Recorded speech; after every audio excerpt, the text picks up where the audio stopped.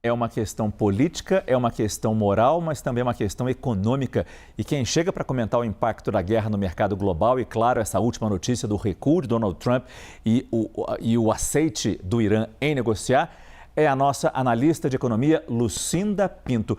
Antes do Trump anunciar o recuo, o dólar teve mais um dia de elevação. Mas agora parece que já estamos percebendo mudanças no mercado. Boa noite, Lucinda. Boa noite, Márcio. Boa noite a todos. Isso mesmo, o petróleo, que é o nosso termômetro sobre o desempenho aí, dos conflitos, teve uma reação imediata. Então, a gente vai ver aqui na tela, depois de passar toda a sessão em alta forte, o preço do barril do WTI, que vinha subindo com mais força, caiu 10%, enquanto o Brent caiu 5,78%. Realmente, olhando para isso aqui, a sensação é mesmo daquele alívio, né, Márcio? Daquele respiro diante dessa ameaça tão grave que a gente estava assistindo. Agora, o que a gente pode esperar daqui para frente, a gente já explicitou aqui claramente todas as dúvidas, as incertezas, é que a volatilidade prossiga. Primeiro, porque a gente não tem ainda um cenário totalmente construído, totalmente fechado, tem ainda a expectativa aí pela resposta do Irã. Acho que o Lorival descreveu muito bem, né, todas as idas e vindas, então essa preocupação vai continuar embutida no preço. E como a gente vem falando também, tem toda a questão da normalização, uma vez confirmado o fim do conflito, tem toda a questão da normalização da produção, das cadeias globais, e isso vai demorar bastante tempo. Cada vez mais os economistas estão estendendo esse prazo de normalização. Então, a gente tem que estar preparado para assistir, primeiro, ainda instabilidade nos preços e não um retorno para os patamares pré-conflito. Provavelmente, ninguém acredita que o petróleo caia, por exemplo, para baixo de $80 aí nos próximos meses. O que se imagina é que nessas 2 semanas, se tudo der certo, quer dizer, se houver realmente um cessar-fogo de ambos os lados, os países do Golfo comecem a fazer uma vistoria nas suas instalações, porque a gente sabe que o Irã mirava alguns países nas suas instalações de petróleo, ver se isso foi danificado, ver o quanto isso demora para consertar, até como você disse, para retomar todas as cadeias produtivas. Isso vai ser fundamental nesses 15 dias de prazo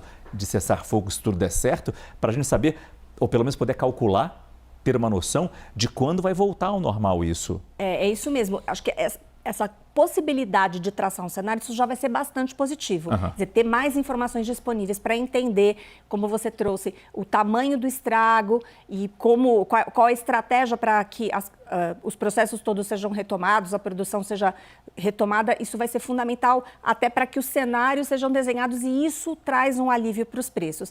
Mas acho que hoje o que dá para a gente dizer, né, Márcio, é que ainda tem muitas dúvidas, então a gente não pode acreditar ou esperar que amanhã a gente veja um movimento muito expressivo e consistente. Ele pode cair mais, mas a gente pode ver uma volatilidade mesmo. E a gente sabe que o preço do petróleo é internacional, ou seja, mesmo que os Estados Unidos não comprassem uma gota de petróleo que passasse pelo Estreito de Hormuz, eles eram afetados lá quando o petróleo que compram também subia de preço. Sim, e aqui a gente enxerga claramente também o seguinte: os Estados Unidos, eles produzem o petróleo ali na região do Texas, e esse preço, que historicamente ele é inferior ao petróleo tipo Brent, ele vinha subindo com força. Ou seja, até o petróleo americano, que seria consumido pelo próprio Estados Unidos, vinha pressionando bastante. Então, tinha um efeito direto ali sobre a economia americana. Trazendo um pouco para o Brasil essa conversa e essa possibilidade de uma normalização, mesmo sem saber data, mas pensando na possibilidade do Estreito de Hormuz reabrir, voltar ao normal, o quanto que isso nos afeta e em quanto tempo chega esse alívio, digamos, em tudo que a gente viu o próprio governo fazer nas negociações que fez com governos estaduais, por exemplo? Sem dúvida, nos nossos ativos, especialmente nas taxas de juros ou no próprio câmbio, existe muito do prêmio de risco, que a gente diz, que é um preço adicional que se coloca para se preparar para esse cenário. Então, dá para dizer que a gente vai assistir algum alívio. O simples fato de você saber que ao longo do tempo a oferta vai ser retomada, também tira um pouco aquela pressão dos distribuidores, dos importadores de colocarem ali também um preço adicional. Então, é uma boa notícia, traz um alívio. Mas, de novo, é muito improvável que o petróleo retome aos patamares anteriores e, portanto, essa defasagem do nosso preço em relação ao preço internacional vai permanecer.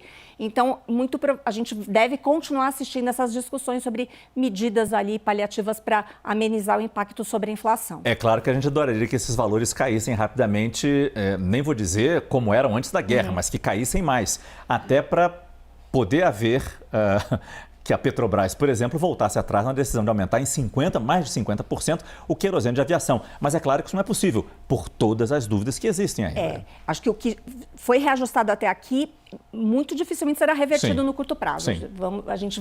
Essa inflação, digamos, adicional aí do preço de combustíveis vai ficar por um período aí mais longo. A informação que chega aqui, qual é o barril que caiu para $93, Nath? É o Brent ou é o WTI? A gente tem essa informação. A informação que chega é que já houve uma queda o WTI. $93 o barril do WTI. Ou seja, como essa queda está sendo sensível e rápida. É isso. É importante esclarecer que esses são os preços que estão acontecendo no aftermarket, nas negociações pós-fechamento. O mercado fechou com o petróleo ainda em alta. Então, naturalmente, os mercados estão se ajustando agora e é isso que explica essa queda aqui do WTI, do petróleo americano, para $90, como está sendo relatado. Talvez a melhor sinalização que a gente vai ter também, mas isso daqui a algumas horas, é como vão abrir as bolsas asiáticas. Imagino que na esperança de que realmente os 15 dias sejam cumpridos em paz, com a reabertura do Estreito de Hormuz e uma tentativa de voltar à normalidade, os mercados asiáticos, que sofreram bastante, a Bolsa do Japão nem se fala, comecem a perceber uma certa volta à normalidade e esse otimismo que o mercado financeiro precisa para voltar ao verde, né? É verdade. As bolsas americanas, elas também têm esse aftermarket, essa negociação pós-pregão. E lá a gente já viu as bolsas reagindo positivamente, com altas expressivas. Então, você tem toda a razão. A continuidade, a abertura do pregão asiático vai confirmar o quão consistente é essa recuperação. Muito bom. Essa é a Lucinda Pinto, nossa analista de economia, que nos ajudou a trazer as primeiras informações já desses desdobramentos do acordo de paz proposto pelo Paquistão, que Trump teria aceito, dando um prazo de 15 dias para um cessar-fogo, e o Irã dizendo que aceita esse prazo. Vai começar essa reunião, vai começar essa negociação a partir de sexta-feira no Paquistão, mas tudo isso condicionado à reabertura do Estreito de Hormuz.